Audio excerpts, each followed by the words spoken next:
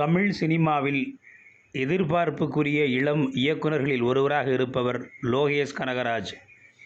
இவர் ரஜினியை வைத்து இயக்கியுள்ள கூலி திரைப்படம் வருகிற 14ஆம் தேதி வெளியாக உள்ளது.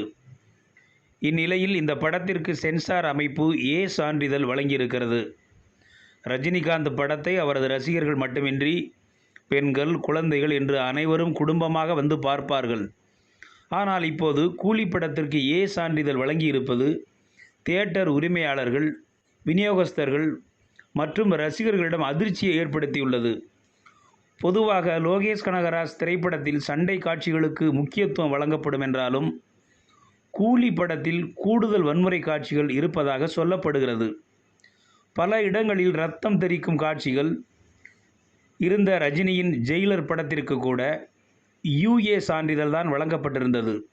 ஆனால் கூலி படத்திற்கு ஏ சான்றிதழ் வழங்கியிருப்பது அதில் எவ்வளவு அதிகமான வன்முறை காட்சிகள் இருக்கும் என்பதை நம்மிடமே யூகிக்க விட்டது போல் இருக்கிறது. புதுக்கவிதை, ரங்கா, 3 முகம், நெற்றிக்கண், நான் சிவப்பு மனிதன் என்று ரஜினிகாந்த் 80களில் நடித்த பல படங்கள் ஏ சான்றிதழுடன் வெளிவந்துள்ளது.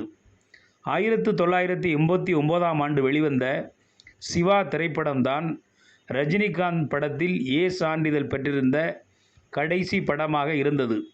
அந்த வகையில் 36 ஆண்டுகளுக்கு பிறகு மீண்டும் ரஜினி நடித்த படம் ஏ சான்றிதழை பெற்றிருப்பது திரை உலகினரை திரும்பி பார்க்க வைத்துள்ளது. வீடியோ உங்களுக்கு பிடிச்சிருந்தா லைக் பண்ணுங்க, கமெண்ட் பண்ணுங்க, ஷேர் பண்ணுங்க, சப்ஸ்கிரைப் பண்ணுங்க.